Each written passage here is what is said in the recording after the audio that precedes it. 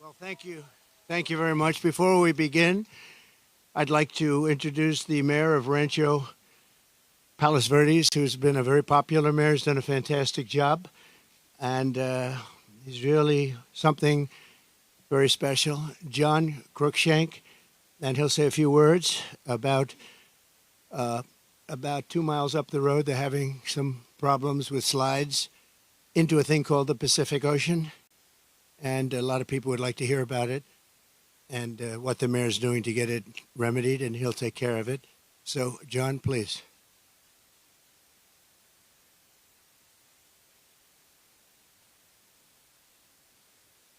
Well, I was only expecting to come speak with the president today, and he's gracious enough to invite me to speak to you all, which is an important moment for the city of Rancho Palos Verdes. In 2002, the Trump Golf Course opened up here, and they've been a great business here in our community. As the president mentioned, our city has been having a lot of issues with a landslide that's less than a mile from here. We have about 600 homes, several thousand residents that have been affected. They've lost power, gas, and it's been moving at an unprecedented rate for the last couple of years because of the rain. We believe we can solve the problem, but we really need the assistance of the state of California and the federal government. We have solutions out there for that, but the problem is bigger than the city of Rancho Palos Verdes, and so it's important that we get the attention and the help of the people of California and of the federal government. So I'm here to thank the president of having me here today. Obviously, I'm a tiny bit nervous. This is a very big deal. Oh, thank you. So anyhow, we very much appreciate you all being here, and of course, I know you're here for the president, but covering what's going on in our city is really important, and it's meant a lot to our community of 42,000 people, so thank you so much.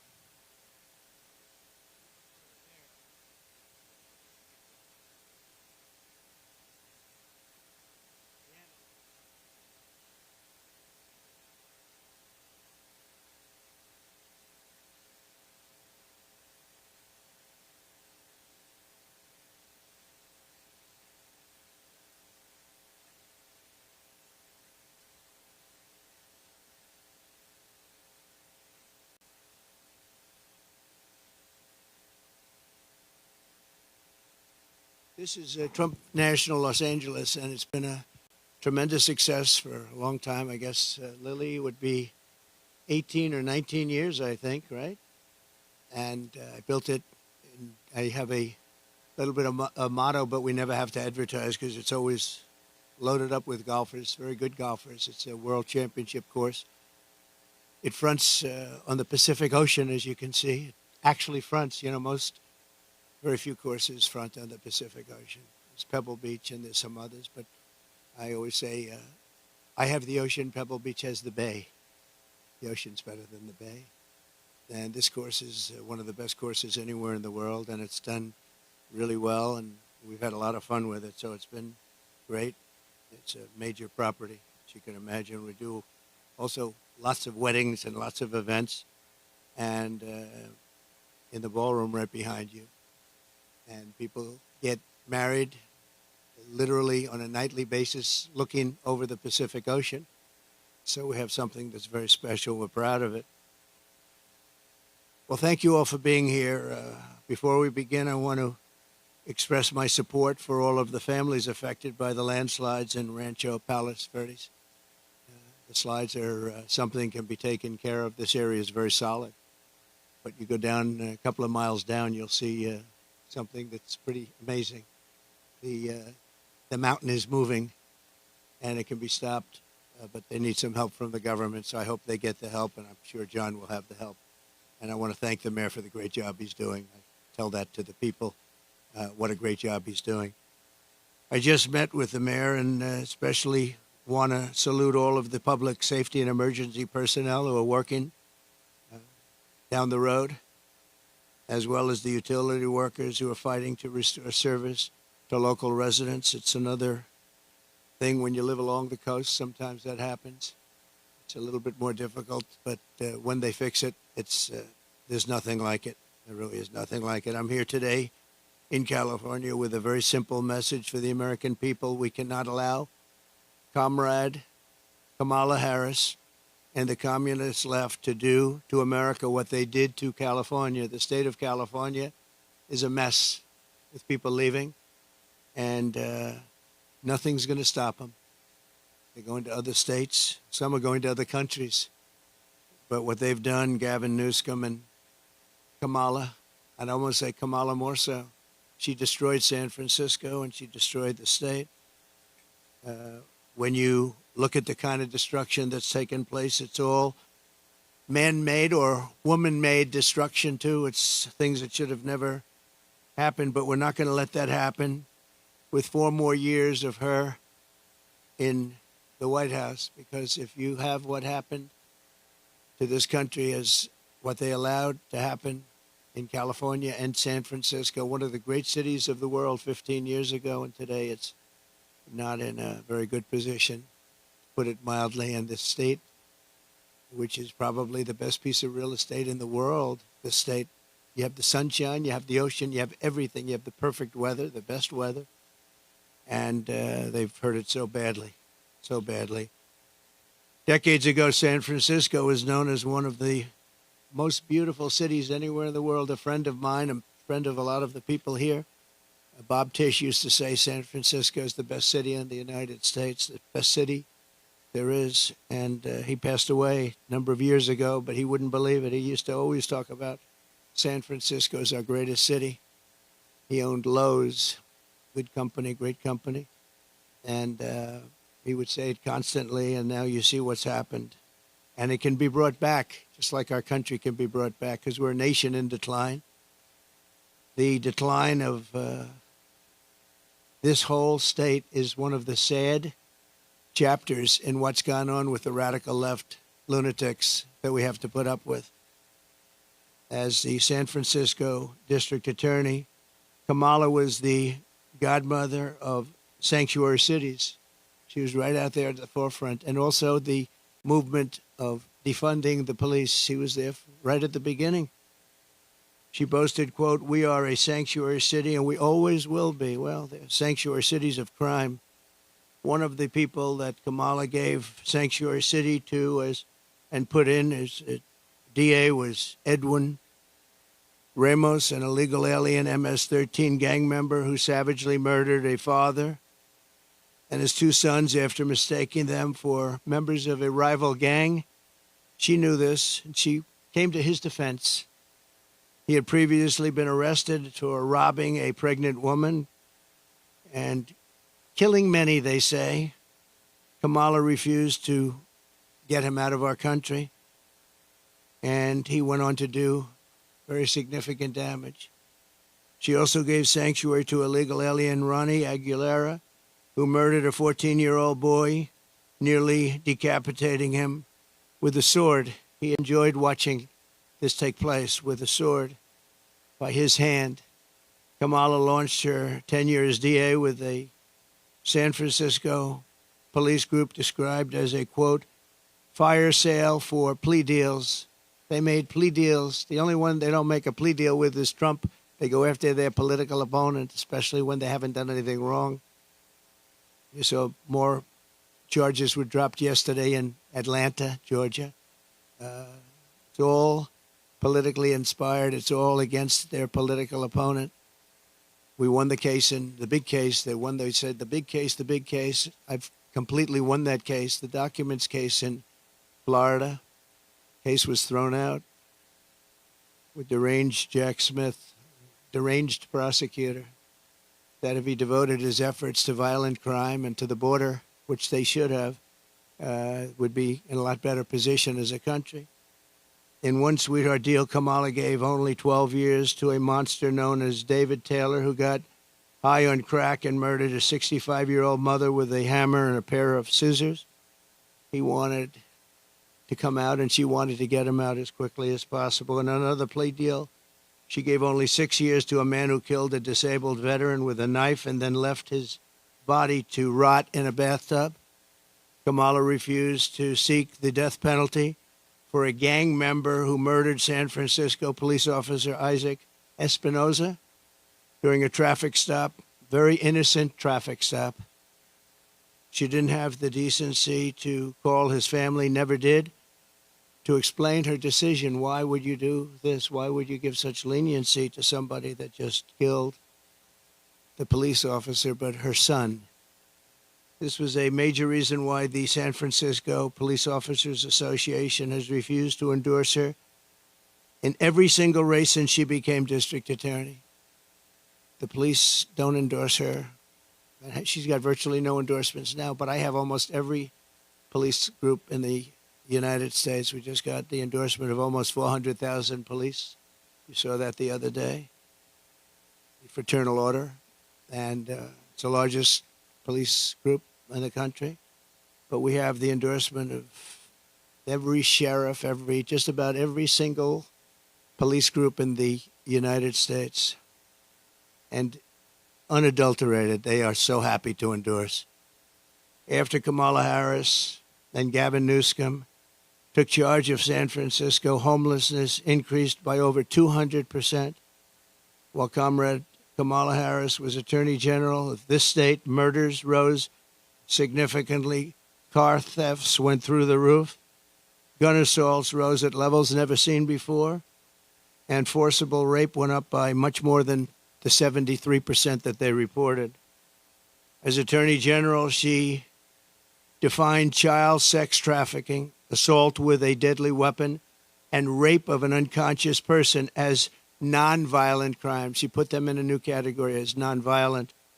Now, as vice president, she's facilitated the largest wave of sex trafficking and human trafficking in history, the history of our country by far. And in case you don't want to write about it, but you should, because there can be no bigger scandal than this, we have, under this administration, 325,000 migrant children are missing. 325,000. In other words, take your biggest stadium in California and you could fill it up 5 or 6 times. Those are all missing children. Many of them are dead. Many of them are sex slaves and slaves of different nature. But her destruction of the law and order in California did not end there. In 2020, Kamala Harris proudly endorsed defund the police. We're going to defund the police. Anybody that was even in favor of defunding the police for 1 month, let alone her entire career, should never be president of the United States. She supported a plan to cut the LA Police Department by at least $150 million and ideally more. This is when your crime in LA was reaching very significant heights. Today, it's at the highest level it's ever been.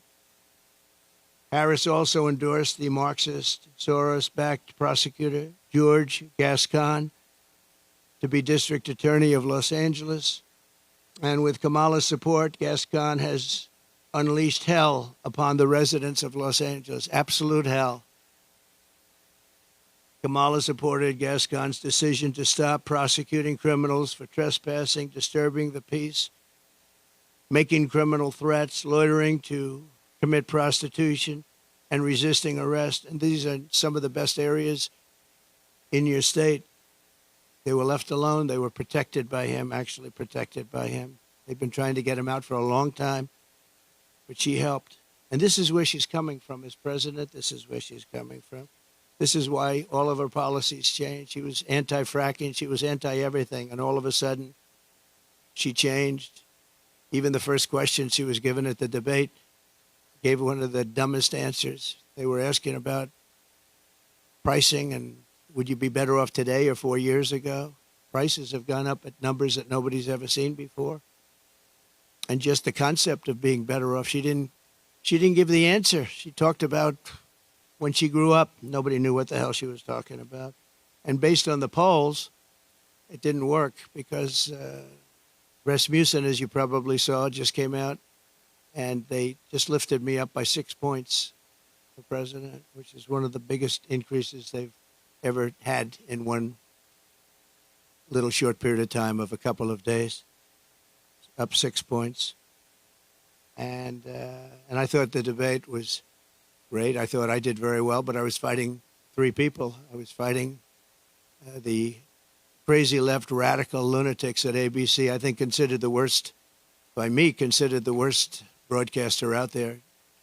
George Slobodanopoulos, that whole group, they're bad. And I lost a lot of respect for David Muir. He came at me with things, and we'll go over it in a second, but I was right about the crime stats going way up.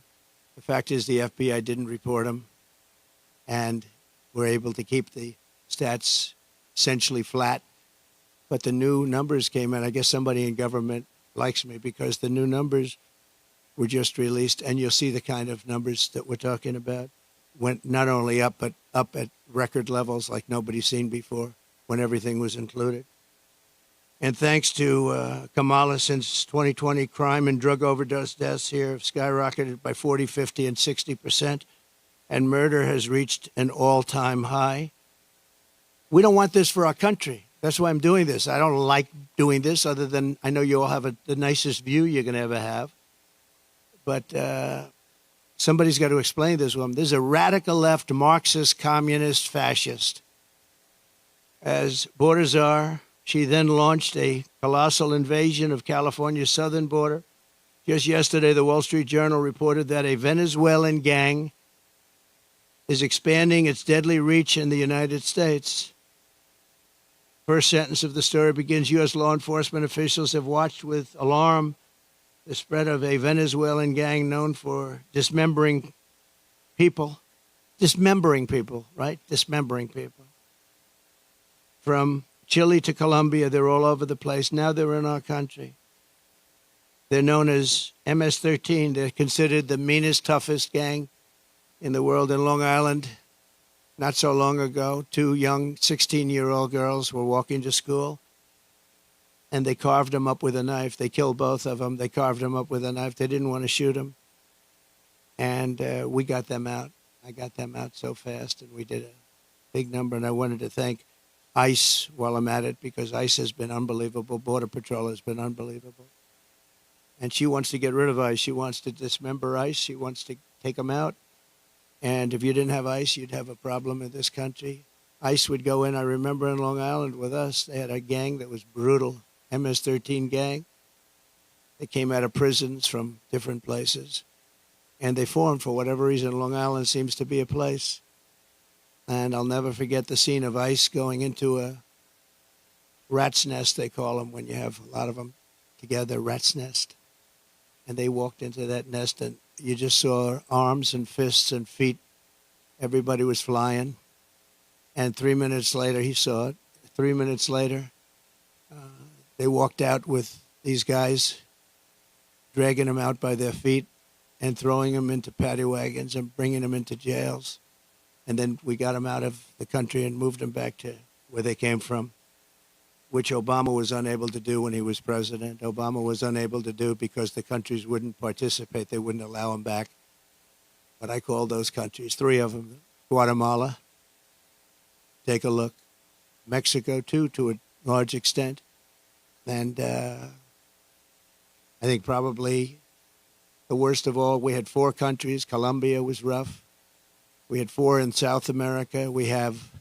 But the South America is no longer the problem. We have bigger problems elsewhere.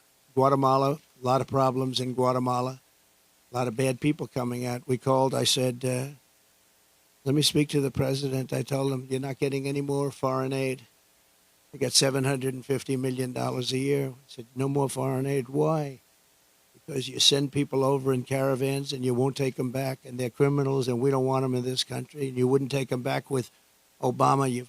They would put planes on the runways, big planes on the runways, so you couldn't land the planes loaded up with prisoners. And I said, that's okay. You can keep doing it. We're not paying you 10 cents. And they called me back 20 minutes later, one of them the next day, three countries. And they said we would be honored to take MS-13 back. We like them very much. We're wonderful people. And we got them out by the thousands and thousands. We got them out. And that I attribute to ICE and Border Patrol. They're incredible people. Not only is Comrade Howard, I mean, if you take a look at this, but not only is Comrade Kamala allowing illegal aliens to stampede across our border, But then it was announced about a year ago that they're actually flying them in. Nobody knew that. They were secretly flying in hundreds of thousands of people. Some of the worst murderers and terrorists you've ever seen. They were taking anybody that wanted to come in. And they're flying them in. So when they tell you about their borders a little bit better than it used to be, they only did that for election reasons. Not good, but it's a little bit better. But they don't tell you that the flights are still coming in here, bringing in thousands and thousands of illegal aliens, and they're being dropped into the midsection of our country, because all states are really border states right now. And I'm the border president. I solved it in 2016, probably got elected because of that in 2016. And really, there was nothing to do in 2020. I said to my people, I want to talk about the border, what a job I did. They said, sir, nobody cares you did it. It was good. We went from a terrible border to a great border very quickly. I did a great job. And then I come in and I look at what's happening now, and the only difference is that the border in 2016 was 1/20th what it is now. We have the worst border in the history of the world. There's never been a border like this. And I want to be the border president, and I hope you call me the border president, because I'm going to show you what a border security job we can do, and we're going to do a job like never has been done before. There's never been a border like this. I believe the real number is 21 million people are here, and many are thugs, criminals. And remember this, if you go to South America and if you go to these countries that have taken their prisoners out of their jails to empty their jails and dumped them into the United States like we're a dumping ground, you're going to see their crime rates have gone down by 50, 60, 70, and 80%.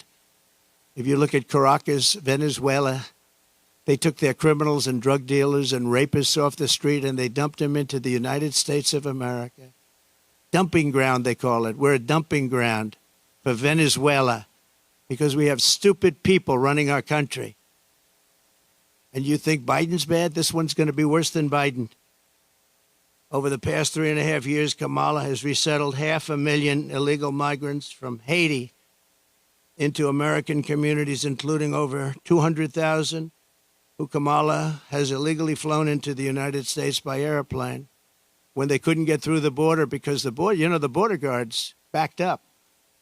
They were refusing to let them in. They don't want it. They love this country. They're saying, you can't do this to our country.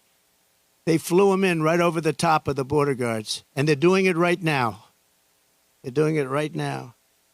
In Springfield, Ohio, 20,000 illegal Haitian migrants have descended upon a town of 58,000 people, destroying their way of life. They've destroyed the place. And people don't like to talk about it because even the town doesn't like to talk about it because it sounds so bad for the town. They live there. They're proud. They love the town. For years, it was a great place, safe, nice. Now they have 20,000, and I actually heard today it's 32,000. It's the new number. Illegal aliens are now coming in from all over the world, from prisons, jails, mental institutions. They're coming in at levels that we've never seen before. We cannot let this happen to our country. And I will be your border president, and I hope you call me a border president. I never thought I'd have to say that again because we fixed the border, and now it was 100% beautiful. And that includes fentanyl and drugs and everything else. We had it fixed, and now nobody's ever seen anything like it. And I guess they want to do it because we built hundreds of miles of wall, and we had hundreds of miles, I said, after we completed, much more than I said I was going to complete. And it had a huge impact. But after I completed it, we had all of this wall to be put up. It could have been put up in 200 miles, could have been put up in 3 weeks, would have been totally sealed, and much larger than I originally said, but it worked so well. We were doing so well. And not only didn't they put it up, they sold much of it for 5 cents on the dollar. Very expensive wall, has wires inside of it for technology. Hardened steel, hardened concrete, and rebar. They wanted all three. I did it as per the Border Patrol. I disagreed with the look. They said, sir, this is the only way. We had to put a anti-climb panel on top. The panel on top is an anti-climb panel. I said, I don't like the way it looks. They say, I know, but it stops people from climbing. I said, all right, we'll do it the way you want. A president has a duty to keep you safe. Kamala will turn America into a poor, violent, third world refugee camp. It already sort of is. We have elections that are a mess, and we have a border that's the worst of any border ever in the world. There's never been a country ever in the world that's allowed 21 million people to come across in a short period of time. And children and the children of American citizens are at the mercy of barbaric criminals. You take a look at what's happening in Colorado. The governor's afraid to even talk about it. The governor is a Democrat. Colorado, I hope you're going to vote for Trump because you're being stampeded by your own politicians. The governor can't talk about it because he can't go against the policies of these lunatics that want all these people to come into our country without knowing who they are. We don't even know where they come from. As of last week, I was told by Tom Homan, we had 168 countries represented over the last 12 months. In other words, people came in illegally from 168 different countries. Most people don't know there's that many countries. There's more than that in the world. We'll know them all pretty soon, I'm sure. In breaking news yesterday, the premier statistical agency at the Justice Department, you remember where David Muir tried to correct me when I said that crime is rampant like never before. He said, oh, no. He said, crime is going down. I said, where are you coming from? And, you know, you wouldn't have to need a Bureau of Justice statistics to know that crime is worse than it's ever been. And I guess they probably watched the debate and they heard this foolish man, this foolish fool, make that statement to me that, no, crime is coming down. The FBI said it was coming down. The FBI defrauded everybody because what they did is they used statistics not including some of the worst areas and some of the worst cities. So the real numbers are from the Bureau of Justice Statistics, and they just released it. So I think they probably like me because they wanted to defend me from people that are not smart, from a guy who has good hair but not as good as it was 5 years ago, to be honest. And they just released brand new numbers just out last night, late, showing that since 2020, so this guy, David Muir, was correcting me, the FBI. Now, the FBI defrauded, just like they defrauded on the jobs, 118,000 jobs that didn't exist. The FBI, in this case, defrauded. So violent crime, just out, nationwide is up 40%. Rape is up 42%. Car theft is up 42%. Aggravated assaults are up 55%. And violent attacks on strangers are up much more than 61%. So those are your numbers. See, those are the numbers. Now, I think he corrected me 11 times. Of the 11 times, I don't think he had the right to correct me at all. Didn't correct her once. Like on Project 2025, I have no idea about. It had nothing to do with me. He didn't correct her. He knew that. Charlottesville, nothing was done wrong. All you had to do is read my statement one more sentence, and you would have seen that. Sean Hannity, Laura Ingraham, Jesse, all of them. Greg Gutfeld, they all took that and they corrected it many times, but they keep coming with the same lies. I'm going to save Social Security, and I'm going to make it good, and we're not going to raise the age, just as I did for 4 years when many Democrats wanted me to do something about it. And she'll go around saying, oh, Trump is going to do bad things to Social Security. No, she's going to do, because she's putting these illegal immigrants onto Social Security, onto Medicare, and she's going to destroy those programs, and the people are going to have to pay. But I'm going to save them. But David Muir said exactly, I quote, President Trump, as you know, this is after I made the statement that crime is at record numbers. President Trump, as you know, the FBI says overall violent crime is coming down in this country. Now, anybody that says it's coming down, when you look at all of the migrant crime and all of the other crime, and this doesn't even include most of the migrant crime. So it's up 55, 65, 75, and 85. In one category is up 89%. And these numbers have just been released by the government. I appreciate the person that released them. I think he came to my defense, actually. But the people understand it. In fact, he was wrong. The FBI totally fudged the numbers. And I really believe it's actually a fraud what the FBI did. It's a fraud. And it was a fraud when the administration, I call it the Kamala, because I don't even know who our president is anymore. Where is this guy? They took it away. This was an overthrow of the president of the United States. This was a coup. You got 14, think of it. You got 14 million votes. You got no votes. She was the first one that lost, and now I'm running against her. They went in. I was 19 points up in the poll. I saw their poll. They went up after the debate with Biden. I have debates with everybody. But the first debate, we had two debates. We didn't have one. First, I had Biden, and he was 19 to 21 down. And they went, that's when they went, and they said, you can't win, you're going to get out. And he said, no, I'm not going to get out, which was his right to say. They said, well, if you don't get out, we're going to execute the 25th Amendment. And he said, like I said, I'm going to get out. And he hates her beyond I think he hates her probably almost as much as he hates me. I think he still hates me a little bit more. But he hates her. He hates her. He hates what she did. And, when they talk about democracy, well, that's not democracy. He had 14 million votes. She had none. And she was the first one out of the 22 people or so that ran as a Democrat. She never made it to Iowa, first state. She never made it to Iowa. She was the first one out, and now she's running. So you tell me how that works. They wanted to be politically correct, that's all. But we're not going to let her destroy our country.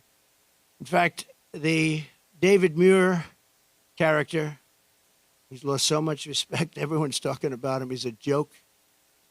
And ABC News is a joke, too. But most of the fake news is pretty much of a joke. He said that the FBI, and he didn't know this, I guess, at the time. He probably did. But the numbers and the cities that weren't included in those numbers were Chicago, Los Angeles, San Francisco, Oakland, New Orleans, and many others of similar crime numbers. In other words, so they didn't include the worst crime numbers in the country. Look at those numbers. Chicago's not included. Los Angeles not included. So they could say the numbers are flat, but they didn't include the big boys. And that's a fraud on the public. And as I said, it was a fraud also, just like with so it's 818,000 jobs that they said existed that didn't exist. And they thought they could hold the number off until after the election, anytime after November 5th, but that didn't work out because they had a whistleblower that released the numbers. And then you have Kamala's claim that she worked at McDonald's. She never worked at McDonald's. It's a lie. They went in, they investigated it, and the fake news won't report that. They won't report it. The only one that reported it was Fox, but the fake news won't. She never worked at McDonald's. She said she stood over those French fries when they were being fried, and it was so tough work. She never worked there. She's a liar. She's a liar. But the fake news ought to report she's a liar, because that sounds like a little thing, but it's a big thing, because it tells you they lie. They lie about everything. They lie about statements on the military. Nobody loves the military more than me. She got up today. She said things that were just lies. She's just made up. What's bad for Trump? Oh, this would be, say something bad about the military. Oh, he said bad about the military. Just like McDonald's, a total lie. It's the way they do it. And her VP choice, I think, will go down as a catastrophic choice. Now, maybe I'll be wrong. I'll let you know on November 6th. But I can't believe that guy is an asset. They had other people that would have been. Comrade Kamala Harris and the communist left have also destroyed the economy and the quality of life all across this state and all across our country. As vice president, what she's done to our country is not even thinkable. California has the highest inflation, the highest taxes, the highest gas prices, the most illegal aliens, the most regulations, the most expensive utilities, and it ranks as the third worst state to start a business. It also has the most people leaving it. I love this place. Look at this. I own this. No partners, no mortgage, no nothing. I own it. And I'm talking so badly about the state. It hurts me to do it. I would never do this except for the fact that I'm running for president and I want to save the country. So I'd rather sacrifice this than than lie or not speak. But think of it, I'm knocking the hell out of the state of California. I'm saying how bad she was and what a bad job she's done. What a horrible Governor Newsom has been. He's been horrible. So many people leaving. And I'm hurting my own property. And that cost me lots of money. But it's okay because this is unimportant compared to saving the United States of America. So I do it for that reason. But those are the numbers, what Kamala Harris's policies will do to America. The cost of living here is nearly 40% higher than the national average. And the cost of housing is 97% higher. And the national average is through the roof. And it all took place in the last 3.5 years because I had no inflation, essentially no inflation. And it stayed that way for 2 years. So it wasn't like, oh, gee, it was ready to pop. No, we had it done. We had it down to a science. We had no inflation, 1.4%, which is perfect. That's better than no. That's a perfect number. If you go to the economists, they said, because you want a little bit, but you don't want much. It's a perfect number. It was perfect. The country was perfect. We were drilling. We were taking it out. Now we're buying our oil from Venezuela. It's not even believed. It's interesting. They give him billions of dollars now, Maduro, the dictator. I call him the owner of Venezuela. They give him billions and billions of dollars, but then they foreclose on his plane. They take away an old junky plane. It's not a good plane. They take away an old junky plane. And I said, well, it's okay. He'll buy a much better one. We give him, think of it, a country takes away his airplane, but pays him billions of dollars for their oil, which is the worst oil on the planet. It's tar. And it has to be refined. There's only one plant in the entire world that can refine that junk. And you know where it's located? In Houston, Texas, for the environmentalists. So Houston, Texas is refining tar, and that stuff is going up into the air. It's the only place in the whole world that can refine that very bad stuff. The state is rapidly going busted with a record $68 billion budget deficit last year, $68 billion deficit for a state. And the government is so incompetent that it costs $1.7 million to install a single public toilet in San Francisco. They built a toilet for $1.7 million. And it's not even nice. I saw pictures of it. I built this whole thing for less than that. Unsurprisingly, more Americans are now leaving California than any other state in the union, and over 500 companies have left since 2020. It hurts me to say it. Look, I have this unbelievably valuable asset, and here I am knocking the hell. I'm sitting here thinking, and I know this, I've known it for every time I speak badly of New York. We have a very bad attorney general there. She's a political hack who got elected saying, I will get Trump, I will get Trump, I will get him, Letitia James. And they had a phony case where they value a house that's worth $1 billion to $1.5 billion at $18 million. The judge was corrupt. And she's corrupt, very corrupt person. It's a political hack. And then we have the other cases that they're all headed up by the White House. They sent their people in, one person in particular, but they sent their people in to head up the cases in the state. They sent their people in from the DOJ in Washington, highest officials, to go to Letitia James, work there, get that started, and then go to the DA in Manhattan. But I think the appellate courts are going to see what's happening. I really do. I believe in that. But it's hurting New York because businesses are moving out of New York because of it. They used a consumer fraud statute, which has never been used before for this, to get me in New York. And I had no jury. You can't have a jury. You're not entitled to a jury. Nobody's ever seen anything like it. But I'm sure, I feel sure that the appellate courts will come in and defend, because otherwise our country is finished. A thing like that can happen. And no company wants to move into New York because of it. Very, very bad for New York. In the face of this crisis, the Kamala Harris Democrats in Sacramento, they're in Sacramento and all over the place, just passed a bill that I think the governor's rejecting. I hope he rejects, but I think he was given a lot of pressure. $150,000 home loans for only illegal aliens. But the fact that it even passed, I would imagine he'd reject it if he hasn't already done so. They also passed a law that allows state authorities to take children from their parents if they don't, quote, affirm their child's gender identity. When Kamala Harris said the values that she has have never changed, I really think that was probably the only true statement that she made. They've stayed true, and you look at what they are. They're the same as what they were 5 years ago, 10 years ago. They want to confiscate your guns. They want to take your guns away. They're going to take your guns away if I'm not elected. Anybody that owns a gun, if you vote for them, you're crazy. Any Jewish person that votes for Kamala is crazy. She wouldn't go to see the Prime Minister of Israel in Congress. Think of that, because she had a sorority party, which she considered to be more important. It's a big deal when a Prime Minister comes to Congress and speaks, and she doesn't want to go because she's at a sorority party. But that wasn't really the reason. The really reason is that she hates Israel. And I say that Israel will not exist in 2 years from now if she's elected president. And she'll be very happy if that happened. Israel will not mark me down. You know, they have a hat, and I didn't put it. They say, you know, Trump was right about everything. I've been right about everything. So I end on that, and I just want to say that I'm going to hopefully be elected. Polls have gone way up since the debate. I'm going to be reelected and come in for a second time. We did, as I said, much better the second time than we did the first, but some bad things happened.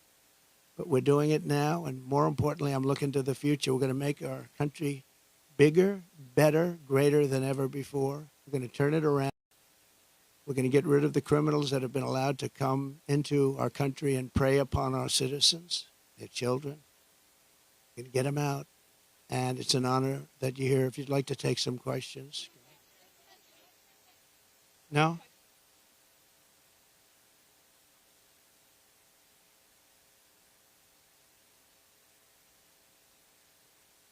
No, excuse me. Most of my Republican allies had said I was great in the debate.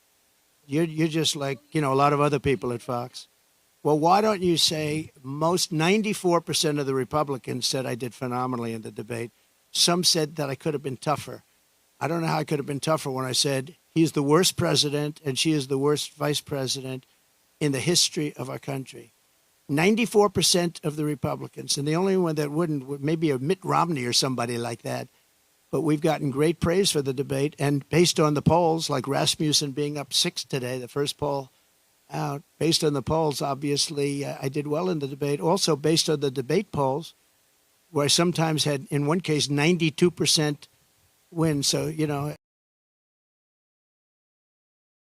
I did well in the debate. Sometimes had, in one case, look, you come from Fox. Go ahead. Go ahead.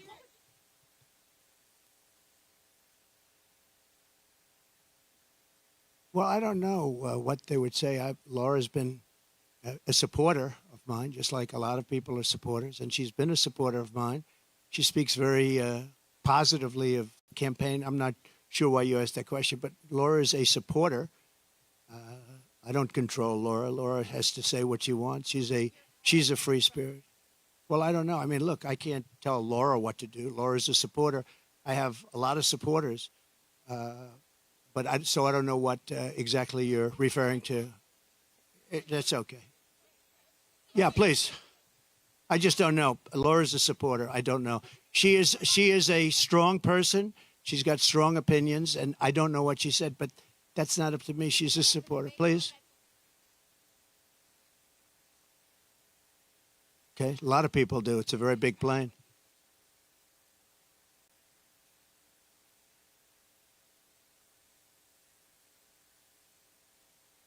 Well, I have to see what the remarks are. You're telling me for the first time we're here discussing the destruction of San Francisco and California by a person that's running for president. So I don't even know what you're talking about.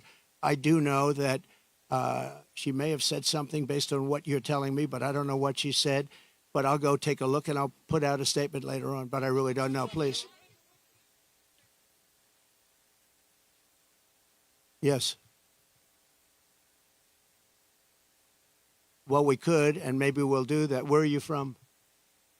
That's good. Very good. They're doing a very good job. Yeah, that's very good. No, I will, maybe Springfield, maybe Aurora, maybe both. We'll go there. I can say this, we will do large deportations from Springfield, Ohio. Large deportations. We're going to get these people out. We're bringing them back to Venezuela. You know, he told Biden he's not accepting anybody back. They moved all their criminals, not all of them, but the rest are moving in now. They emptied their jails in Venezuela, emptied their criminals, emptied the nests. They call them nests of bad people. They're all now in the United States, and they're now taking over cities. It's like an invasion from within. And we're going to have the largest deportation in the history of our country. And we're going to start with Springfield and Aurora. Okay?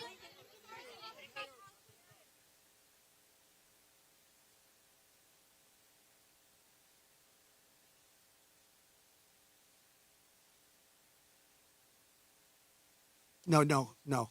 The real threat is what's happening at our border because you have thousands of people being killed by illegal migrants coming in and also dying. You have women dying as they come up.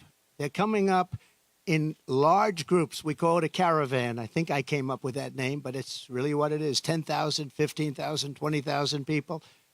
And you have large numbers of women being killed in those caravans coming up to this country. And then when they get here, they can go into the country and they end up being sex slaves and everything else. Those are your real problems, not the problem that you're talking about. Yeah, okay.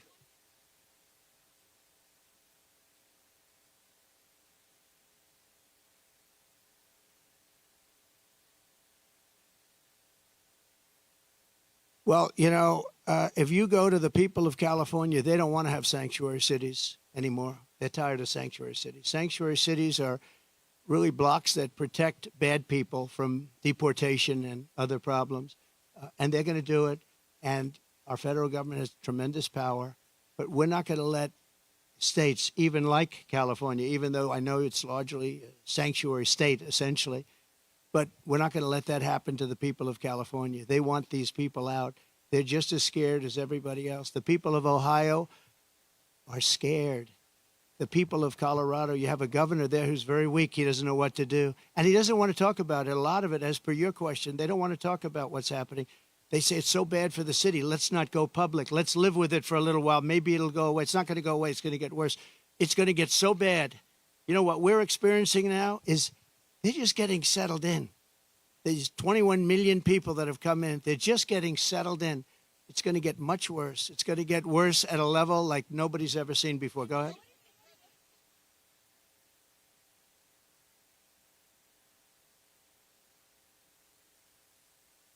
Yeah, that's right.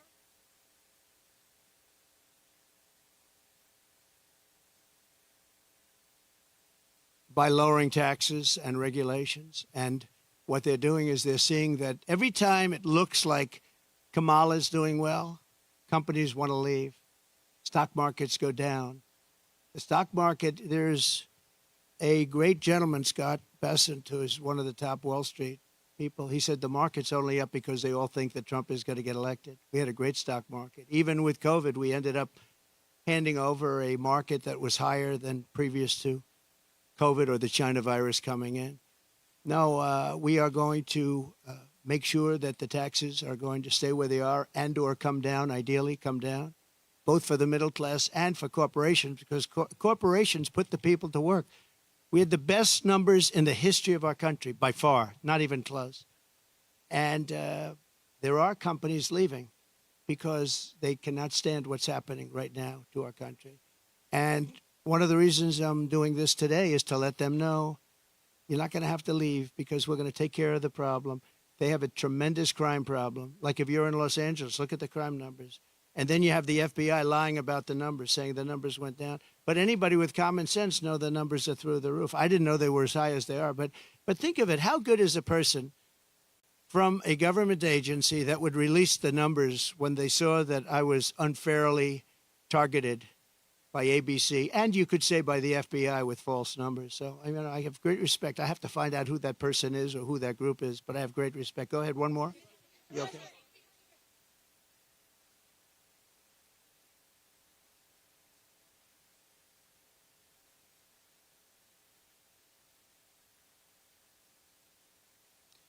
I'll be able to make phone calls and solve most of the problems. I may actually have to meet a couple of times. But, Viktor Orban, and you've heard me say this, but it wasn't long ago, he said the only way you're going to solve the world problem is Trump has to be president again. And I don't say it. I didn't say it. I sort of would be embarrassed to say it. But he said everybody was afraid of Trump. He said China was afraid, Russia was afraid, North Korea was afraid. Everybody was afraid. We had no wars. We defeated ISIS in 4 weeks, and they said it was going to take 5 years, right? The generals in Washington. I went there and met a great general and some great people. And I said, go to it. And he took them out in 4 weeks, 100% of the ISIS caliphate. I flew there. I flew to Iraq, to the field, and they took them out in a very short period of time, short order. We have a great military, but, a great military needs a leader. If you don't have leaders, then you end up with Afghanistan, the worst withdrawal from a country in the history. Look, I've gotten to know great people. I went to Arlington at their request, and I stood, and I was with them for hours, and I stood with them. They did a ceremony, and then they asked me if I'd go down to the graves of their children. They called them their children, that they always will be their children. And there were tears all over, as there should be. And they said, sir, could you take pictures with me by the grave of my son, in one case, a daughter? And I said, I'd love to. And I took pictures with them for a while, and then I left, and that was it. And I got home, and I got a call from the people in the campaign. Sir, the Biden people are saying that you did this for publicity. If people knew how hard it was to get there, because I was coming from a location that was very far away, and yet they were having the ceremony, and I really felt, I had them up to Bedminster, most of the family members, and I got to know them. They're great people. Their sons and daughter, just as though Kamala shot them with a pistol in her hand or his hand, they were killed by Biden and Kamala. They were killed. They should have never left from that airfield. They should have left for Bagram. We should have never given up Bagram. Bagram now is controlled by China. The reason we shouldn't have given it up was not because of Afghanistan. The reason we shouldn't have given it up, 1 hour away from where China makes its nuclear weapons, and I wasn't giving it up. We were getting out quickly and effectively. I'm the one that got the numbers down to less than 5,000 soldiers. But I would have never left unless they fulfilled their obligations under an agreement. I had a wonderful agreement, but the agreement said you have to do this, this, this. They didn't do 3 of the first 5 things, so therefore they would have done it. Abdul was the leader, and he wouldn't have done it, and he would have never done that to us. And just in finishing up with that, and I appreciate the question, actually, but in finishing up with that, for 18 months, spoke to Abdul over the phone. For 18 months, not one American soldier was shot or killed. Not one American soldier was even shot at. Abdul understood. Don't do it. I said, don't do it, Abdul. Don't do it. And for 18 months, not one soldier was even shot at. And that's the way it's supposed to be, right? And then they had that horrible situation with the 13 dead, leaving billions of dollars of equipment behind. And leaving a lot of Americans behind, a lot of Americans. And you know what else? Leaving a lot of soldiers badly wounded. Nobody ever talks about them, but I do.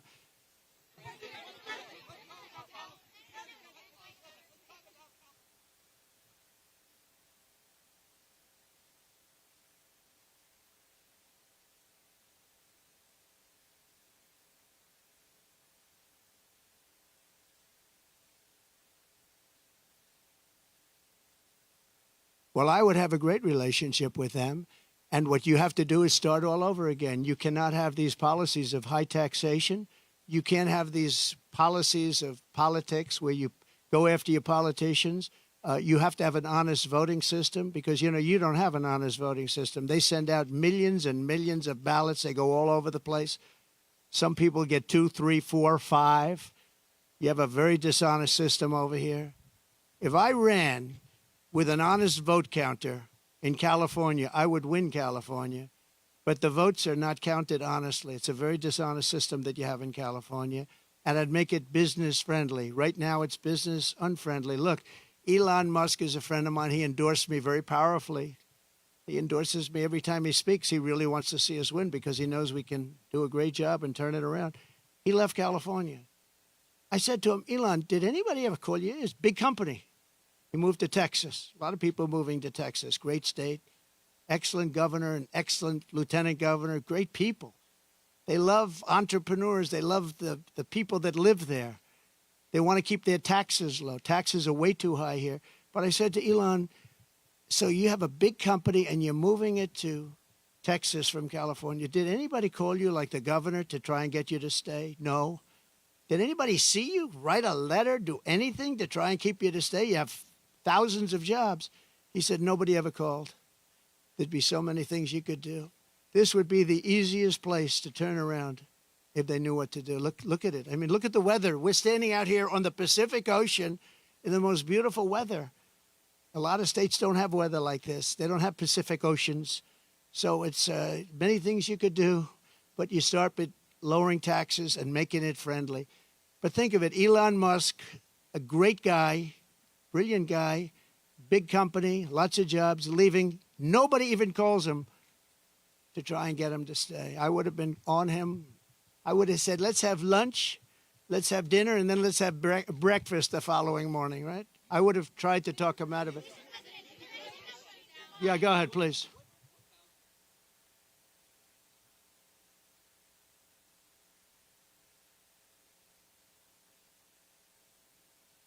No, I don't know that much about it. No, I don't. I know she's a big fan of the campaign, but I really don't know. I would say that, well, she brings a spirit to us that a lot of people have.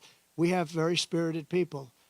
And in all fairness to her, she hates seeing what's happened to the country, I guess. I mean, she hates seeing what's happened to the country. So do I. It's very sad. It's very sad when I have to stand out here on my property and say how bad California is. Did you have another one?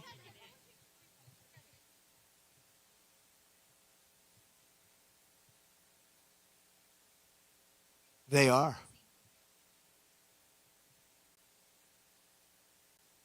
Well, we're going to help them. And I told John, the local mayor, but I told John we're going to help him with his slide problem. You know, there are ways of fixing that. We discussed it. He knows better than anybody. And he needs help from the federal government. He needs help from the state government. And it's a very wealthy area. But you also have people living here that are elderly and have fixed incomes and have houses that are going to be, you know, shoved into the Pacific Ocean if something's not done. And he wants it taken care of. He's a great mayor. He wants it taken care of. He wants nothing for himself. He just wants to help these people. And John, I think you said you have about 600 houses on the site that's sliding. And he'd like to be able to save those houses for people, that some of which will never be able to have a house again. You know, it's pretty sad.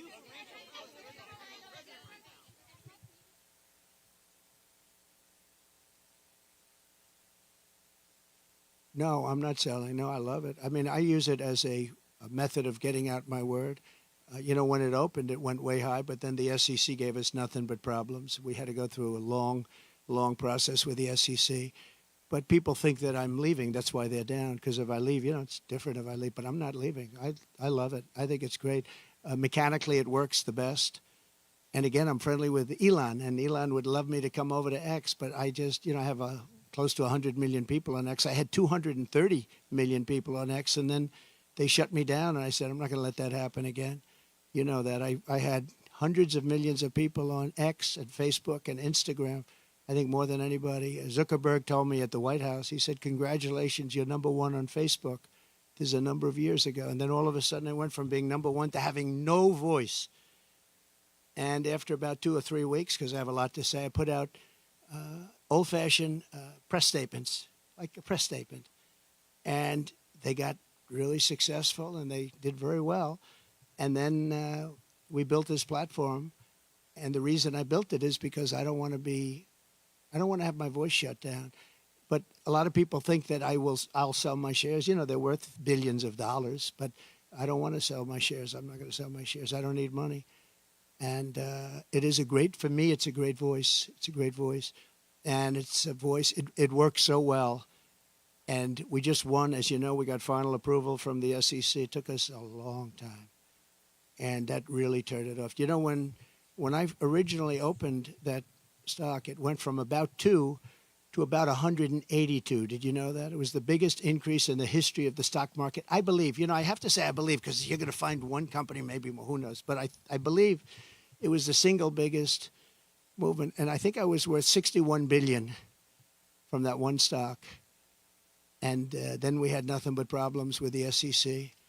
And it gets whittled down, down, down. But I didn't do it for the money. I did it because I really wanted to have a strong voice. And it's a great voice for me. And as long as my voice is on there, it's going to always be good. But a lot of people think the reason it's down is that a lot of people think I'm going to sell. And if I sell, it wouldn't be the same. I could understand that. But I have absolutely no intention of selling. Okay?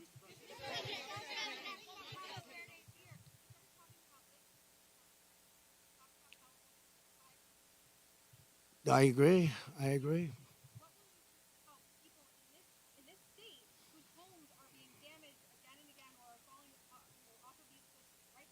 Yeah.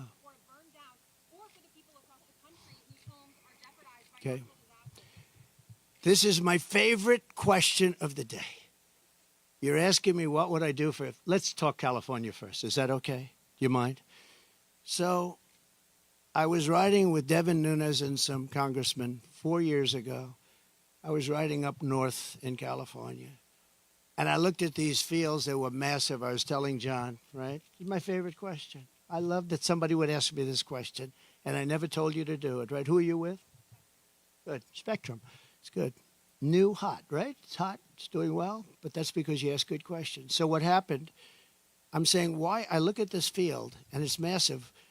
And in the middle of the field is a little spot of the most green, plush land you've ever seen. I said, and then I'd see another one. These little plots, like 1 and 2 acres, and you'd have 1,000 acres that's barren and dead and dark.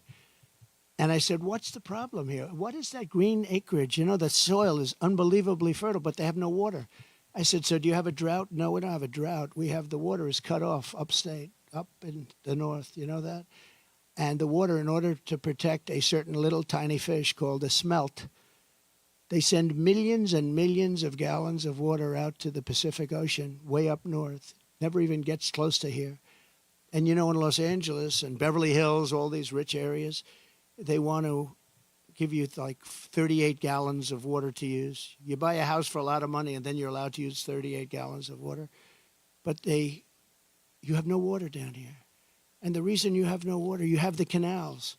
The reason you have no water is because Gavin Newsom didn't want to do it. I had it all done. I had the Department of Commerce at the time. Believe it or not, they're the ones that rule on this particular issue.